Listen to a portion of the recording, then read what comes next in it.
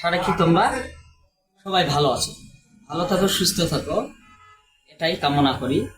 আজ আমরা দুটি ডাবল সংখ্যার সহজ গুণ নিয়মটা শিখব, অর্থাৎ দুটি ডাবল সংখ্যার গুণফল এর একটা সহজ কৌশল শিখব।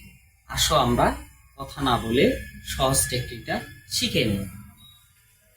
এখানে 55 গুণন 5, এই সংখ্যাটা দিয়ে আমরা এটাকে গুণ করবো। 5 5 25, মাঝখানে একটা গ্যাপ রাখবো।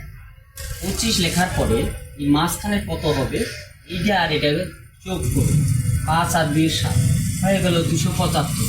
পরেরটাতে যদি যায় 55 গুণন 6, অর্থাৎ 5 6 30। যদি ছাত্রছাত্রীবৃন্দ মাঝখানে আমরা গ্যাপ রাখলাম।